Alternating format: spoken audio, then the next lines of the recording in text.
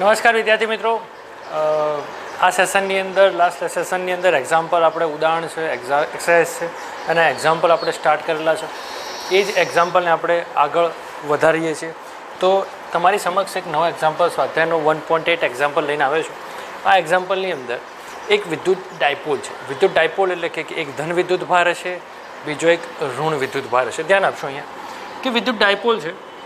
આ ડાયપોલની અંદર ચલો આ વિદ્યુત ડાયપોલ મેં ડ્રો કર્યો. એકનો વિદ્યુત ભાર છે એ બી, આનો વિદ્યુત ભાર ક્યુ એ એટલે થશે 3 માઇક્રોકુલમ, આનો થશે -3 માઇક્રોકુલમ છે. જ્યારે બંને વિદ્યુત ભારો the distance between the two charges, બંને વિદ્યુત ભારો વચ્ચેનું અંતર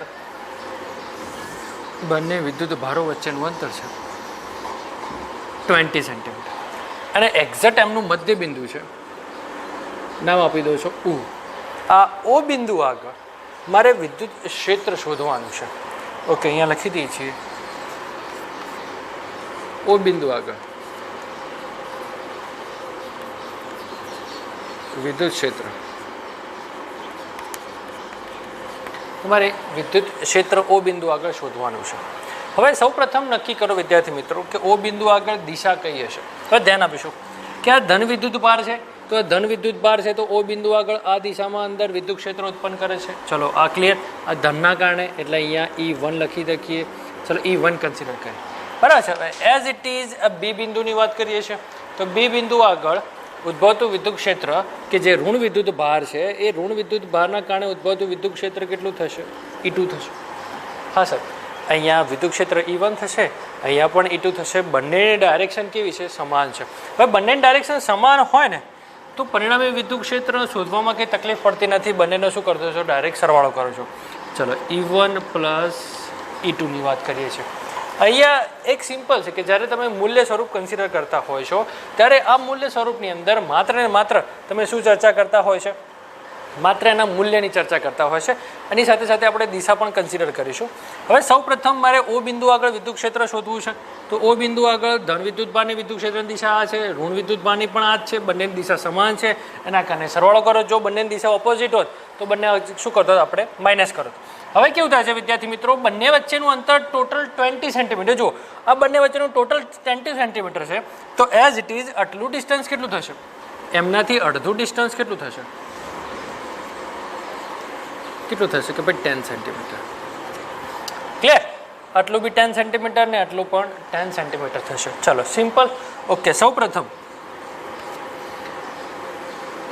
QA વિદ્યુત ભાર ને લીધે વિદ્યુત ક્ષેત્ર, બેઝિકલી એને E1 નામ આપીએ છીએ. E1 is equal to KQA upon આનું આટલું ડિસ્ટન્સ કેટલું થશે? OA નો સ્ક્વેર થશે. ચલો એઝ ઇટ ઇઝ તમે સાદુરૂપ આપો છો.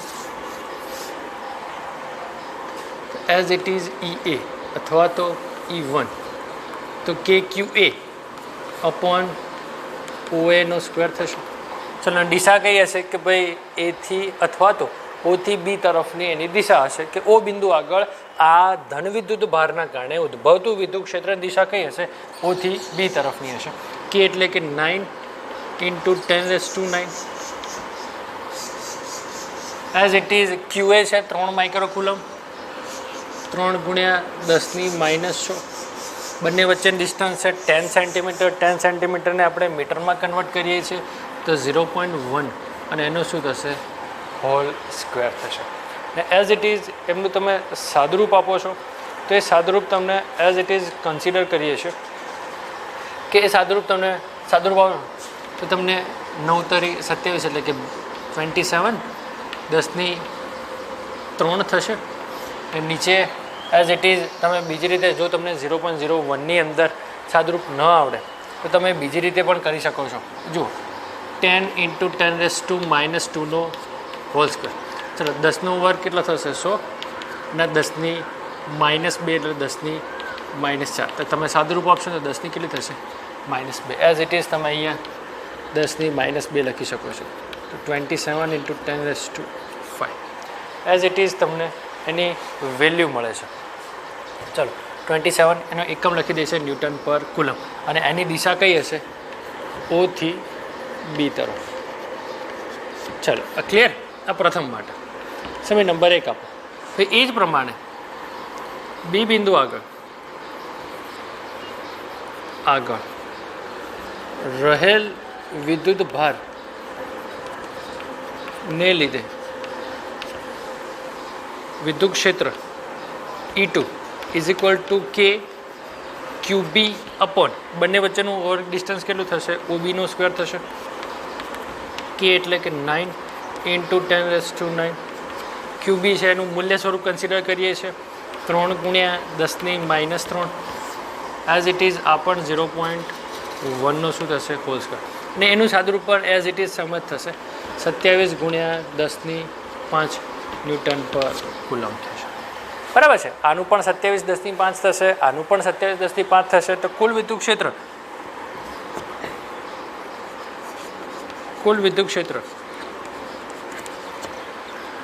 E ઇઝ ઇક્વલ ટુ કુલ વિદ્યુત ક્ષેત્ર E બરાબર E1 પ્લસ E2 અને આની દિશા પણ ક્યાં છે O થી B તરફ બરાબર છે આની પણ O થી B તરફ થશે ને E2 પણ E થી B તરફ થશે તો પરિણામી વિદ્યુત ક્ષેત્ર શોધવું હોય તો હું બંનેને શું કરું છું વર્ગ કરું છું 27 ઇન્ટુ 10⁵ પ્લસ 27 ઇન્ટુ 10⁵ 27 દુ 54 થશે તો સાદુરૂપ આપે તો 54 ગુણ્યા 10⁵ એક પોઈન્ટ કાપું છું તો 5.4 ગુણ્યા 10⁶ ન્યૂટન પર કુલમ બરાબર છે અને આ જે પરિણામી વિદ્યુત ક્ષેત્ર છે એ પરિણામી વિદ્યુત ક્ષેત્રની દિશા ક્યાં હશે O થી B તરફ ઓકે O થી B તરફ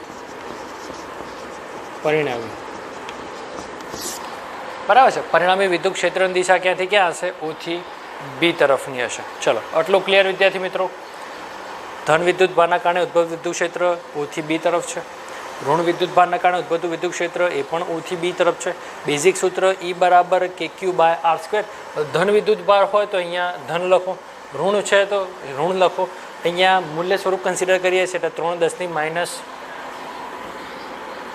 કન્સિડર કરીશું બરાબર છે 3 માઇક્રોકુલમ છે એના કારણે ઓકે એઝ ઇટ ઇઝ સાદુરૂપ આપશો અને સાદુરૂપ આપતા તમને એઝ ઇટ ઇઝ એની કિંમત મળશે E is equal to E1 plus E2 27 54 54 થશે એક પોઈન્ટ અહીંયા ખસાડું છું તો 5.4 ગુણ્યા 10⁶ ન્યૂટન પર કુલમ મળશે અને જેની પરિણામી દિશા કે જે જમણી તરફની હશે પણ એની પરિણામી દિશા O થી B તરફ જમણી બાજુ હશે ચાલો ક્લિયર પાકો ચાલો નેક્સ્ટ એની અંદર બીજો ભાગ જોઈએ છે અહીંયા એના બીજા ભાગમાં કહે છે કે 1.5 ગુણ્યા 10⁻⁹ કુલમ 1.5 ગુણ્યા 10⁻⁹ ના માન ધરાવતા ઋણ વિદ્યુત ભાર પર લાગતું બળ ઋણ વિદ્યુત ભાર પર લાગતું વિદ્યુતીય બળ શોધો બરાબર છે તમારે બળ એટલે કે F શોધવાનું છે તો અહીંયા બેઝિક સૂત્ર તમને વિદ્યુત ક્ષેત્રને E બરાબર F/Q0 થશે અથવા તો Q નોટ થાય અહીંયાથી મારે F શોધવું હોય તો એઝ ઇટ ઇઝ F બરાબર શું થશે Q નોટ ઇન્ટુ E થશે ચલો Q નોટ છે ઋણ વિદ્યુત ભાર છે એ ઋણ વિદ્યુત ભારનું મૂલ્ય કેટલું છે -1.5 ઇન્ટુ 10⁻⁹ જેટલું થશે વિદ્યુત ક્ષેત્ર તમે પેલી બાદ ફાઇન્ડ કરેલું છે 5.4 ઇન્ટુ 10⁶ ન્યૂટન પર કુલમ ત્યાંથી આપણે એ જ વેલ્યુ પુટ કરીએ છીએ અહીંયા પરિણામી વિદ્યુત ક્ષેત્ર સાદુરૂપ આપીએ તો 8.1 ઇન્ટુ 10⁻³ ન્યૂટન જેટલું મળે છે બરાબર છે તો અહીંયા જે ઋણ વિદ્યુત ભાર છે -1.5 ઇન્ટુ 10⁻⁹ કુલમ છે એના પર લાગતું પરિણામી બળ કેટલું થશે -8.1 ઇન્ટુ 10⁻³ ન્યૂટન જેટલું બળ છે અને એ બળ એ ક્યાં હશે O થી એની વિરુદ્ધ દિશાની અંદર હશે બરાબર છે આ પરિણામી બળ ક્યાં હશે કે એની વિરુદ્ધ દિશાની અંદર O થી અહીંયા ઋણ વિદ્યુત ભાર છે તો બંને વચ્ચે અપાકર્ષણ બળ લાગશે અપાકર્ષણ બળના કારણે એ કઈ દિશામાં ગતિ કરશે O થી O તરફ એની દિશા ક્યાંથી હશે O થી A તરફ ચલો ક્લિયર તો ધન વિદ્યુત ભાર હોત તો O થી B તરફ જો આ ઋણ વિદ્યુત ભાર છે એની વિરુદ્ધ દિશામાં જશે O થી A તરફની દિશા હશે ચલો ક્લિયર 100%. 5 મિનિટ જેવું હોય તો જોઈ લો, એના પછી આપણે નેક્સ્ટ દાખલો એક્ઝામ્પલ કન્સિડર કરીએ છીએ. વિદ્યાર્થી મિત્રો, અહીંયા એક ડાયપોલ છે. એ ડાયપોલના મધ્ય બિંદુ આગળ મારે વિદ્યુત ક્ષેત્ર શોધવાનું છે. આ પરિણામી વિદ્યુત ક્ષેત્ર શોધવું હોય તો પરિણામી વિદ્યુત ક્ષેત્ર શોધવા માટે સૌપ્રથમ બેઝિક કે ભાઈ ધન વિદ્યુત ભારનું વિદ્યુત ક્ષેત્ર મળ્યું, ઋણ વિદ્યુત ભારનું વિદ્યુત ક્ષેત્ર મળ્યું, બંને દિશા સમાન છે તો સરવાળો કરો. એઝ ઇટ ઇઝ E બરાબર F/Q લખો, તમે સાદુરૂપ આપશો, તમને શું મળશે? આન્સર મળશે. ચલો ક્લિયર. ચલો નેક્સ્ટ. એના પછી સાલા જ છે, એકદમ સહેલા જ છે, કશું અંદર લેવાનું કશું નહીં. અંદર એકદમ સહેલા એક્ઝામ્પલ છે. તમને ધીરે ધીરે પોતાની જાતે પણ પ્રેક્ટિસ કરશો તો પણ તમને આવડી જશે. ચલો નેક્સ્ટ. એના પછી નેક્સ્ટ એક્ઝામ્પલની ચર્ચા કરીએ છીએ. નેક્સ્ટ એક્ઝામ્પલમાં કહે છે કે એક ઊન સાથે ઘસેલા પોલિથીન, ચલો એ છે એ 1.11 ધ્યાન આપશો. 1.11માં કહે છે કે બે પદાર્થ છે. એક છે વૂલ એટલે કે ઊન, એક છે પ્લાસ્ટિક. બરાબર છે. હવે સૌપ્રથમ આ બંને પરનો વિદ્યુત ભાર કેવો છે ખબર છે? 0 છે. જ્યારે એ બંનેને એકબીજા સાથે ઘર્ષણ કરતા નથી ત્યારે.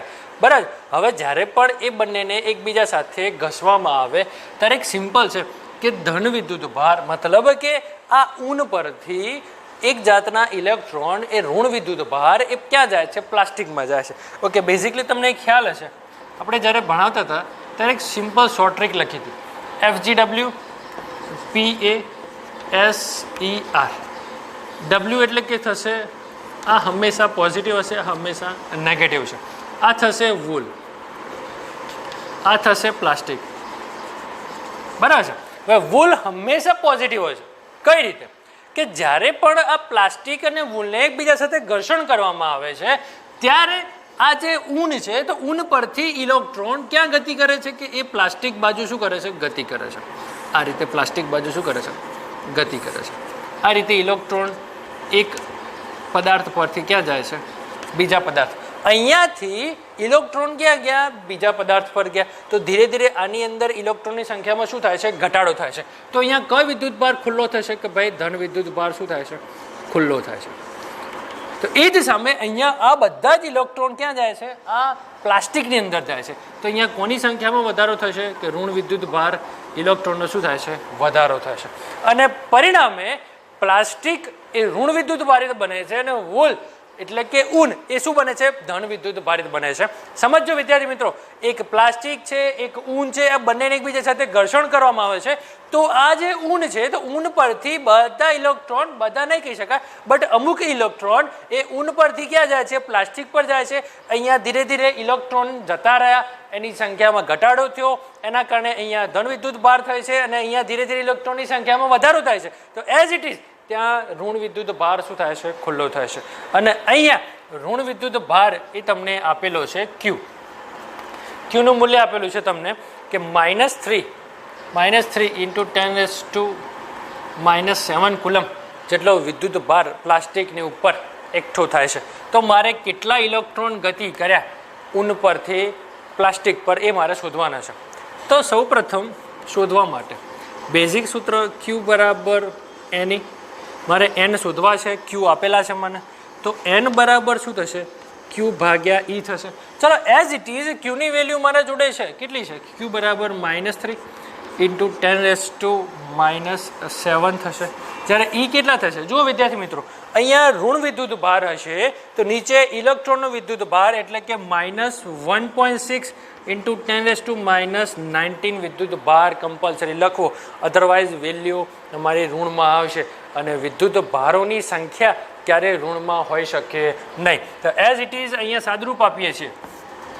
અહીંયા સાદુરૂપ આપતા તમને મળશે માઇનસ પ્લસ થશે 1.875 × 10 સાદુરૂપ આપશું એટલે 12. જેટલા પરમાણુની અંદરથી ઇલેક્ટ્રોન એ વૂલ પરથી પ્લાસ્ટિકની અંદર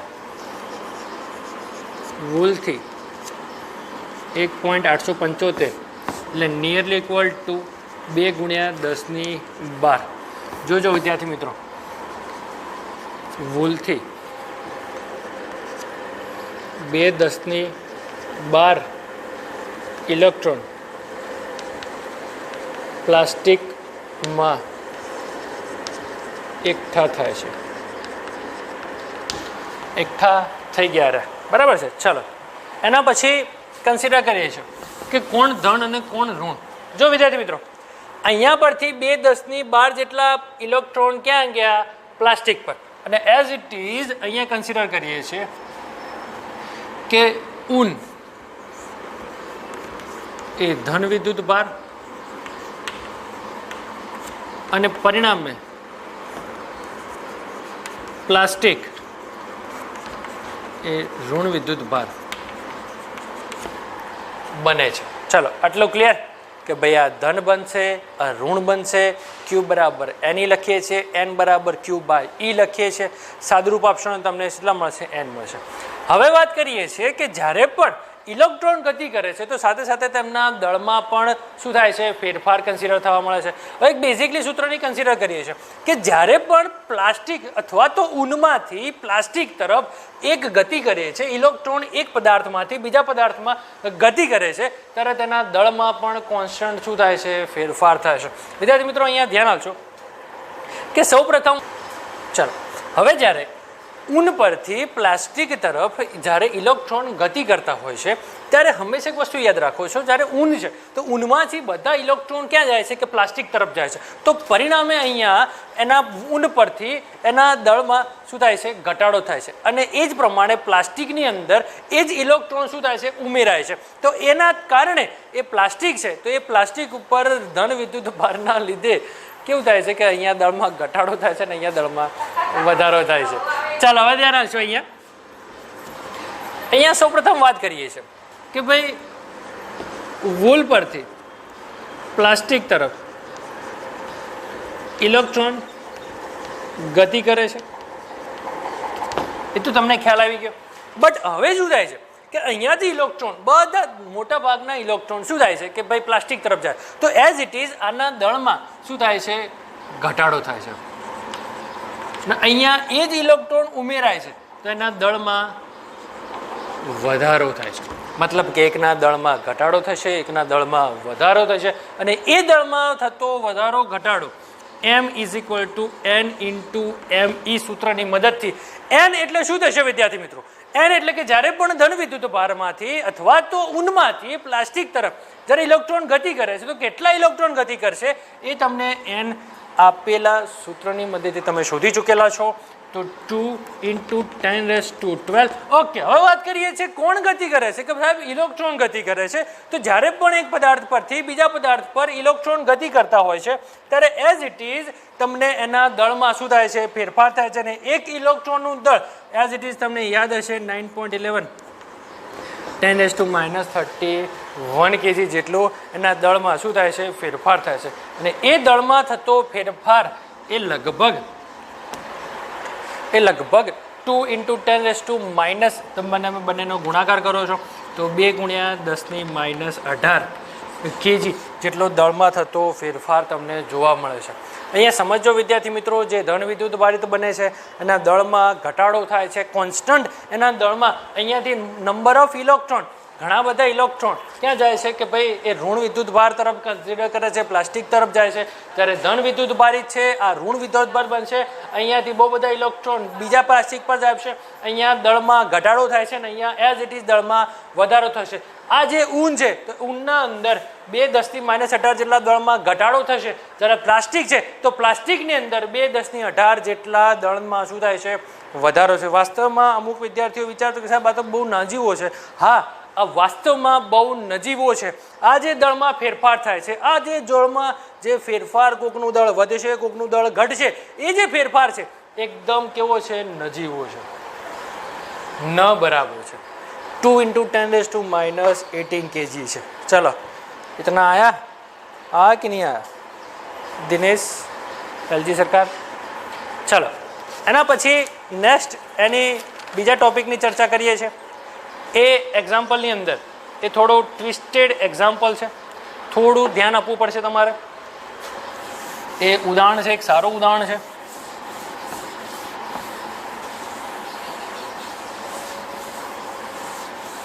આઈ હોપ તમને બધાને એક્ઝામ્પલ આવડે.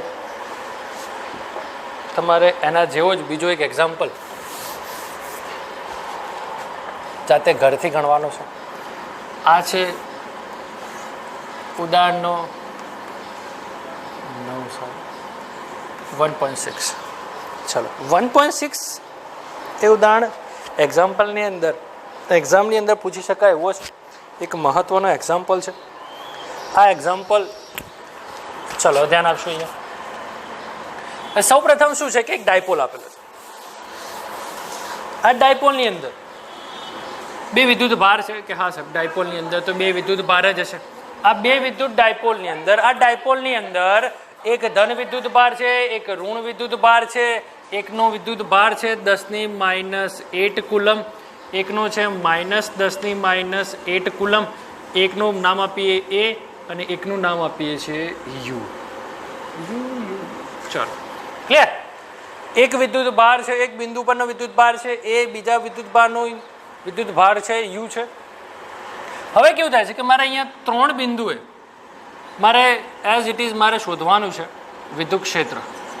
અહીંયા વિદ્યુત ડાયપોલ આપેલા છે તમને અહીંયા એઝ ઇટ ઇઝ, તો ચલો બરાબર છે. અહીંયા 3 બિંદુએ મારે વિદ્યુત ડાયપોલ શોધવાના છે. એક આ સ્મોલ એ, આ સ્મોલ બી અને આ સી. આ 3 બિંદુ આગળ મારે વિદ્યુત ક્ષેત્ર શોધવાનું છે. ખાલી તમને ડાયપોલ આપેલું છે અને આ ડાયપોલની અંદર બંને વચ્ચેનું અંતર 0.1 મીટર આપેલું છે. હવે ધ્યાન આપીશું વિદ્યાર્થી મિત્રો, અહીંયા આપણને આકૃતિ ઓલરેડી બુકના અંદર આપેલી જ છે. ચલો આ યુ બિંદુ છે, એઝ ઇટ ઇઝ આ પણ 0.1 મીટર છે, આ પણ 0.1 મીટર છે. ચલો સોરી, હવે ધ્યાન આપશું. એક ત્રિકોણ આપેલો છે, એક ડાયપોલ છે 10⁻8 કુલમ, -10⁻8 કુલમ. દરેકે દરેક બાજુનું વચ્ચેનું ત્રિકોણની અંદર અંતર છે 0.1 મીટર. એઝ ઇટ ઇઝ આનાથી લઈને આટલું અંતર આપેલું છે 0.05 મીટર. એઝ ઇટ ઇઝ તમે જાણો છો આનું અડધું અંતર બી કેટલું થશે 0.05 મીટર થશે. ધ્યાન આપશો. ચલો હું ફરીથી એકવાર આકૃતિ ડ્રો કરું છું. ચલો ધ્યાન આપશો, હું ફરીથી એકવાર આકૃતિ ડ્રો કરું છું. ચલો એક ત્રિકોણ આપેલું છે, આ ત્રિકોણના પાયા આગળ એક ડાયપોલ મૂકેલો છે. આ છે 10⁻8 કુલમ, આ થશે -10⁻8 કુલમ. અહીંયા 3 બિંદુ આપેલા છે એ, બી અને સી. ચલો એ, બી અને આ સી 3 બિંદુ આપેલા છે. વિદ્યુત ડાયપોલ છે, એક એ છે, એક યુ છે. આ દરેકે દરેક બાજુ વચ્ચેનું અંતર તમને આપેલું છે 0.1 મીટર. દરેકે દરેક બાજુ વચ્ચેનું અંતર તમને આપેલું છે 0.1 મીટર. આ પણ થશે 0.1 મીટર થશે. ચલો એઝ ઇટ ઇઝ આટલું અંતર મારે મધ્યબિંદુ આપેલું હોય તો અડધું થાય 0.05. એઝ ઇટ ઇઝ આટલું અંતર બી તમને આકૃતિમાં આપેલું છે 0.05 મીટર. ચલો વિદ્યાર્થી મિત્રો, અહીંયા તમારે કશું નથી કરવાનું. અહીંયા મુખ્યત્વે 3 ભાગ થશે કે ભાઈ એ બિંદુ આગળ વિદ્યુત ક્ષેત્ર કેટલું થશે, બી બિંદુ આગળ કેટલું થશે અને સી બિંદુ આગળ કેટલું થશે. હવે શાંતિ સર વિદ્યાર્થી મિત્રો, અહીંયા કોઈ જ પ્રકારની ઉતાવળ કરવાની નથી. અહીંયા તમારે સમજી લો કે કઈ રીતે શું ફાઇન્ડ કરવાનું છે. હવે સૌ પ્રથમ સ્ટાર્ટ કરીએ છીએ કે એ બિંદુ આગળ ચાલો હવે વાત કરીએ છીએ એ બિંદુ આગળ. તો એ બિંદુ આગળ શું હોય છે કે એ બિંદુ આગળ ધન વિદ્યુત ભાર પણ વિદ્યુત ક્ષેત્ર ઉત્પન્ન કરે છે, ઋણ વિદ્યુત ભાર પણ શું કરે છે, વિદ્યુત ક્ષેત્ર ઉત્પન્ન કરે. હવે સમજો આ એ બિંદુ આગળ વાત કરીએ, ધન વિદ્યુત ભાર છે તો એની વિદ્યુત ક્ષેત્ર રેખાઓ બહાર તરફ હશે, મતલબ કે આ દિશાની અંદર E1 થશે. ઋણ વિદ્યુત ભાર છે તો એની ઇનસાઇડ હશે, તો એનું પણ વિદ્યુત ક્ષેત્ર એઝ ઇટ ઇઝ શું થશે E2 થશે. બંને દિશા કેવી છે કે સાહેબ સમાન છે, તો બંને દિશા સમાન હોય ને ત્યારે તમે શું કરો છો, સરવાળો કરો છો. એઝ ઇટ ઇઝ 10⁻⁸ કુલમ વિદ્યુત ભારને લીધે એ બિંદુ આગળ વિદ્યુત ક્ષેત્ર નામ આપી દઈએ છીએ E1A. બેઝિક સૂત્ર KQ/R² થશે. ચલો આને સમી નંબર 1 આપીએ છીએ. એઝ ઇટ ઇઝ બીજાની વાત કરીએ છીએ 10⁻⁸ કુલમ વિદ્યુત ભાર ને લીધે વિદ્યુત ક્ષેત્ર as it is A consider થશે E2A.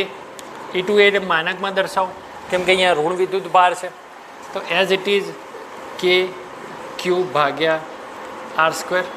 એઝ ઇટ ઇઝ અહીંયા 1 કન્સિડર, અહીંયા 2 કન્સિડર કરીએ છીએ. બરાબર છે. તમે દરેકનું ઇન્ડિવિજ્યુઅલ બી વેલ્યુ શોધી શકો છો અને ડાયરેક્ટ મેન ઇક્વેશનની અંદર પણ તમે કિંમત શોધી શકો છો. હવે કુલ વિદ્યુત ક્ષેત્ર, ચલો સાથે સાથે એની દિશા પણ દર્શાવીએ છીએ. આ એ બિંદુ આગળ આની દિશા ક્યાં હશે, E2 માઇનસ તરફ, એટલે કે અહીંયા લખીએ છીએ જમણી બાજુ તરફ. એઝ ઇટ ઇઝ અહીંયા પણ શું થશે, જમણી બાજુ. ચલો બંને દિશા સેમ જ છે, જમણી બાજુ છે. સર કુલ વિદ્યુત ક્ષેત્ર એ બિંદુ આગળ ચલો પરિણામી વિદ્યુત ક્ષેત્ર EA બરાબર શું થશે, E1A પ્લસ E2A. ચલો E1 ની કિંમત તમને ખ્યાલ છે KQ/R² Q1. As it is આ થશે KQ2/R². બંનેના મૂલ્ય કેવા છે, સમાન છે, તો ડાયરેક્ટ આપણે લખી શકીએ છીએ. તો 2KQ/R² થશે. તો એઝ ઇટ ઇઝ 2 K ની કિંમત 9 × 10⁻⁹ વિદ્યુત ભાર તમને આપેલા છે 10⁻⁸ અને આટલું અંતર 0.05 છે. એઝ ઇટ ઇઝ આટલું અંતર પણ તમને કેટલું થશે, એટલું જ થશે, 0.05 થશે. એઝ ઇટ ઇઝ 0.05નું શું થશે, હોલ સ્ક્વેર થશે. ઉપર સાદુરૂપ આપીએ છીએ 9 × 2 એટલે કેટલા થશે, 18 × 10⁻1 થશે. નીચે 0.05નો વર્ગ કરીએ છીએ, ત્યાં જ તમને ખ્યાલ ના પડે તો 0.05 છે, 0.05 છે તેને 5 × 10⁻2 લખી શકો છો. અને એનો વર્ગ કરવો હોય તો તમે શું કરો છો, 5નો વર્ગ 25, નીચે 10⁻4 થશે. તો એઝ ઇટ ઇઝ અહીંયા લખી શકીએ છીએ 25 × 10⁻, એઝ ઇટ ઇઝ 10⁻4. અને એ પરિણામી વેલ્યુ તમને સાદુરૂપ આપી 10⁻4 અને એઝ ઇટ ઇઝ તમને એનું પરિણામી વેલ્યુ સાદુરૂપ આપીશું ને એટલે 7.2 × 10⁻4 ન્યૂટન પર કુલમ જેટલી મળે છે. બરાબર છે. તમે એઝ ઇટ ઇઝ આનું સાદુરૂપ આપી અને તમને સાદુરૂપ આપશો એટલે 10⁻⁻4 ઉપર જશે, 10⁻5 થશે અને 18/25 એટલે 0.72 થશે. અને એઝ ઇટ ઇઝ તમે સાદુરૂપ આપશો તો તમને 7.2 10⁻4 મળશે. અને એની દિશા જમણી તરફ ક્યાંથી ક્યાં હશે, A to U તરફ, A થી U તરફ. ચલો ક્લિયર. એની દિશા ક્યાં હશે, જમણી તરફ હશે. ચલો નેક્સ્ટ એના પછી ચર્ચા કરીએ છીએ. હવે બી બિંદુ આગળની ચર્ચા કરીએ છીએ. વિદ્યાર્થી મિત્રો એકદમ સારામાં સારું એક્ઝામ્પલ છે. અહીંયા કશું જ નથી, ખાલી ગાણિતિક સ્વરૂપ છે. હવે અહીંયા ધ્યાન આપશો. હવે સમજો વિદ્યાર્થી મિત્રો, હવે વાત કરીએ છીએ બી બિંદુ આગળ.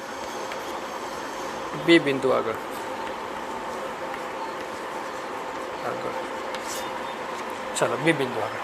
હવે ધ્યાન આપશો, આ બી બિંદુ આગળ છે કે ધન વિદ્યુત ભાર છે, તો ધન વિદ્યુત ભાર આ દિશાની અંદર વિદ્યુત ક્ષેત્ર ઉત્પન્ન કરે છે કે જેને આ રીતે E1B કન્સિડર થશે.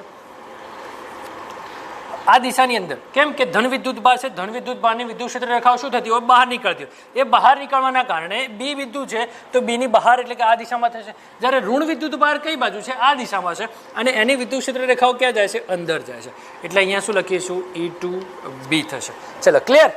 અહીંયા E1B E2B આની દિશા અત્યારે હશે ડાબી તરફની હશે, આની દિશા ઋણ તરફ એટલે કે જમણી બાજુની તરફ હશે, બંનેની દિશા એકબીજાથી ઓપોઝિટ છે, ઓપોઝિટ હોવાના લીધે તમે શું કરો છો બંનેની બાદબાકી કરો છો. સૌપ્રથમ 10⁻⁸ કુલમ વિદ્યુત ભારને લીધે વિદ્યુત ક્ષેત્ર.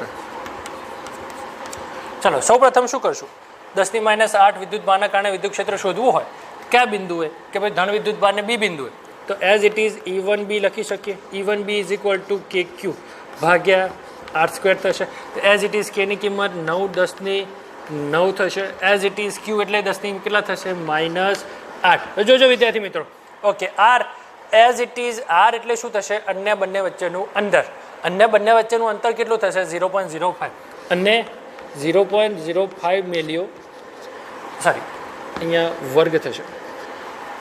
9 × 10⁻⁹ અને એનું સાદુરૂપ આપશો ને તો તમને એની કિંમત મળશે એઝ ઇટ ઇઝ એની કિંમત મળે છે 3.6 × 10⁴ અને એની કિંમત મિલિયો 3.6 × 10⁴ ન્યૂટન પર કુલમ. ચલો આટલું ક્લિયર. E1B ની તમને કિંમત મળી છે કે ભાઈ બી બિંદુ આગળ વિદ્યુત ક્ષેત્ર તમને E1B 3.6 × 10⁴ ન્યૂટન પર કુલમ. બટ હવે એની દિશાની ચર્ચા કરીએ છીએ. દિશાની એની દિશા કઈ બાજુ કે સાહેબ ડાબી તરફ છે.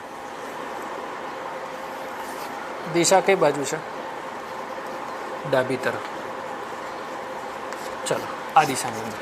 ચાલો હવે એ જ રીતે અને બીજી બાજુની ચર્ચા કરીએ છીએ કે ભાઈ -8 કુલમ વિદ્યુત ભારને લીધે વિદ્યુત ક્ષેત્ર એઝ ઇટ ઇઝ E2B અને માનકમાં દે છે કેમ કે ઋણ વિદ્યુત ભાર છે. E2B = KQ ભાગ્યા R² થશે. એઝ ઇટ ઇઝ K એટલે 9×10⁹ Q કેટલા છે તમારા જોડે 10⁻⁸ છે ભાગ્યા. હવે જોજો સમજો આટલું ડિસ્ટન્સ 0.1 મીટર છે. આટલું છે અહીંયા ટોટલની ચર્ચા કરીએ ને આટલું 0.1 આટલું 0.05 તો ટોટલ થશે 0.15. ચાલો ટોટલ ઋણ વિદ્યુત ભારથી લઈને આ બી બિંદુ સુધીનું ટોટલ અંતર 0.15 થશે. એઝ ઇટ ઇઝ 0.15 અને એનું શું થશે હોલ સ્ક્વેર.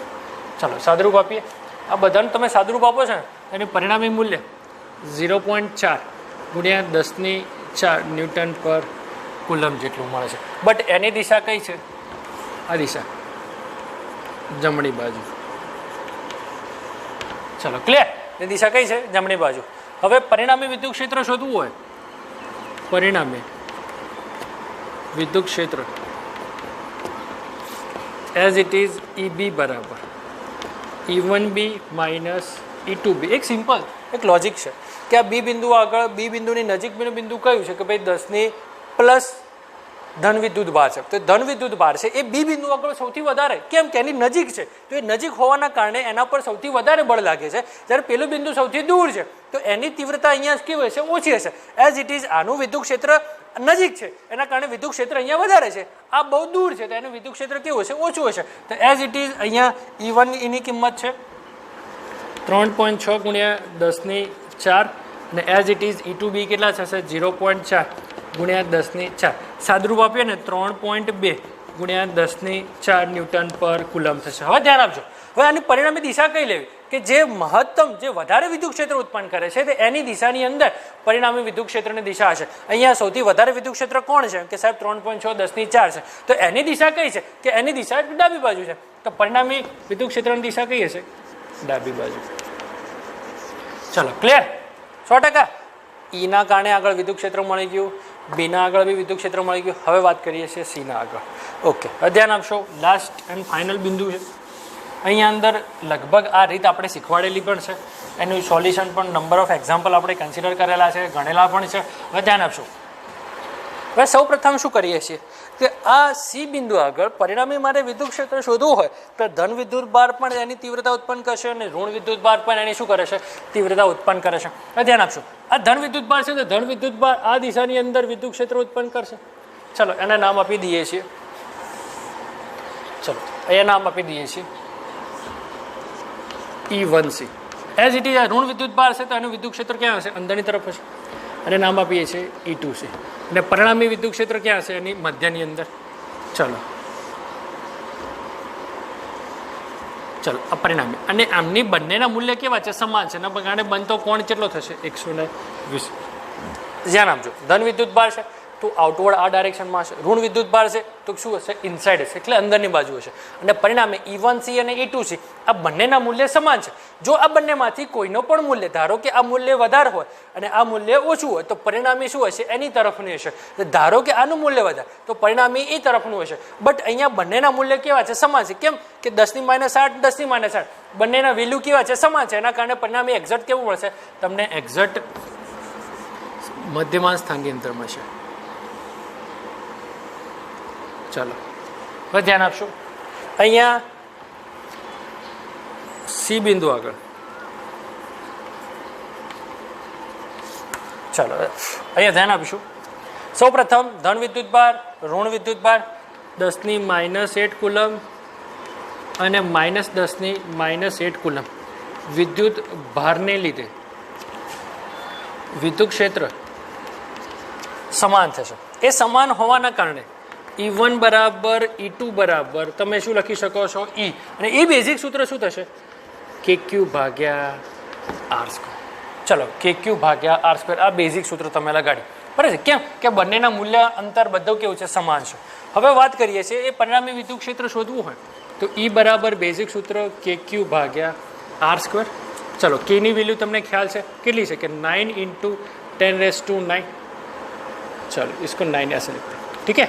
चलो क्यूની કિંમત કેટલી છે, 10⁻8 અને R એટલે કે 0.1 નો સ્ક્વેર, 0.1 નો શું થશે, સ્ક્વેર. ચલો આ બધાનું તમે સાદુરૂપ આપો છો. ધારો કે મને 0.1 નો વર્ગ નથી આવડતો તો 0.1 ને તમે આ રીતે લખી શકો 1 × 10⁻1. બરાબર છે. તો એક પોઈન્ટ ખસાડ્યો છે તો એક પોઈન્ટ ખસાડવાના કે 10⁻1 લખીએ છીએ, ત્યાં શું છે, વર્ગ છે. તો અહીંયા પણ એઝ ઇટ ઇઝ તમે શું કરો છો, વર્ગ કરો તો 10⁻- કેટલી થશે, 2 થશે. તો એઝ ઇટ ઇઝ 9 × 9માંથી 8 નીકાળશો એટલે 10⁻1 અને નીચે 10⁻2. સાદુરૂપ આપશો ઉપર જશે તો 9 × 10⁻3 ન્યૂટન પર કુલમ. ચાલો આ પરિણામી વિદ્યુત ક્ષેત્ર મળ્યું તમને. બરાબર છે. હવે હજી શોધ્યું નથી પરિણામી. હવે સી બિંદુ આગળ તમને થીટા કેટલા મળે છે, 120. જ્યારે પણ કોઈ એંગલે, કોઈ ખૂણાએ જ્યારે વિદ્યુત ક્ષેત્ર તમારું દાખલ થતું હોય તો અહીંયા આ જે બંને વચ્ચેનો જે પરિણામી છે ને, એક્ઝેક્ટ લંબ દ્વિભાજકની દિશા છે. તો એ લંબ દ્વિભાજક અથવા તો સી બિંદુ આગળ પરિણામી વિદ્યુત ક્ષેત્ર થીટા બરાબર 120 કોણે શોધવું હોય તો એના માટેનું બેઝિક સૂત્ર છે તમારા જોડે E1² plus E2² plus 2 E1 E2 × cos θ થશે. આ તમારે જ્યારે પણ થીટા એંગલ, તમે આ સૂત્ર આપણે બળની જ્યારે થીટા એંગલે બળ શોધતા હતા એની અંદર પણ આપણે એઝ ઇટ ઇઝ લખેલું છે. એઝ ઇટ ઇઝ E1ની જગ્યાએ ધ્યાન આપજો વિદ્યાર્થી મિત્રો, E1ની જગ્યાએ હું E લખી શકું, E2ની જગ્યાએ પણ એઝ ઇટ ઇઝ E લખી શકું છું. તો ચલો E² પ્લસ E² પ્લસ 2 E1ની જગ્યાએ હું શું લખું છું, E લખું છું. એઝ ઇટ ઇઝ E2ની જગ્યાએ પણ શું લખું છું, E લખું છું. અને એઝ ઇટ ઇઝ થીટા એટલે કે cos 120 થાય છે -1/2. 90 + 30 એટલે કે બીજું ચરણ, બીજા ચરણની અંદર cos ઋણ થશે અને cos 30 એટલે કેટલા થશે, -1/2. ચાલો ક્લિયર. E² પ્લસ E² તમે સાદુરૂપ આપો છો તો અંડરરૂટ શું થશે, 2E² થશે. હવે E × E એટલે એઝ ઇટ ઇઝ E² થશે. બટ આ 2 ના 2 કેવા થશે, માઇનસ, તો -E². 2E² માંથી E² નીકાળું તો પરિણામી મૂલ્ય કેટલું મળશે તમને, E² થશે. વર્ગ અને વર્ગમૂળ કેન્સલ તો પરિણામે કેટલું મળશે, માત્ર ને માત્ર E મળશે. પરિણામે એઝ ઇટ ઇઝ EC બરાબર E બરાબર કેટલું થશે, 9 × 10⁻², એઝ ઇટ ઇઝ 3 ન્યૂટન પર કુલમ. આ તમારો ફાઇનલ સી બિંદુ આગળ પરિણામી વિદ્યુત ક્ષેત્ર એ કઈ દિશા હશે, કેટલું મૂલ્ય હશે, 9 × 10⁻³ ન્યૂટન પર કુલમ જેટલું હશે, અને જેની દિશા કઈ તરફની હશે કે ભાઈ લંબ દ્વિભાજક અથવા તો જમણી તરફ. બરાબર છે. આ લંબ દ્વિભાજક છે, બેનો ભાગ પાડે છે, એના કારણે લંબમાંથી પસાર થાય છે, તો એને લંબ દ્વિભાજક, અને એની દિશા કઈ હશે, જમણી તરફ પરિણામી દિશા હશે. ચલો ક્લિયર. અહીંયા એ, બી અને સી આમ 3 બિંદુ આગળ આપણે પરિણામી વિદ્યુત ક્ષેત્ર શોધી ચૂક્યા છે, એ, બી અને સી. વિદ્યાર્થી મિત્રો, આ એક મહત્વનો એક્ઝામ્પલ છે કે જે બોર્ડની અંદર પૂછી શકાય, ટ્વિસ્ટ કરીને પૂછી શકાય છે. ઓકે, અને કન્સિડર કરો તમારી નોટબુકની અંદર. ચલો, થેન્ક યુ.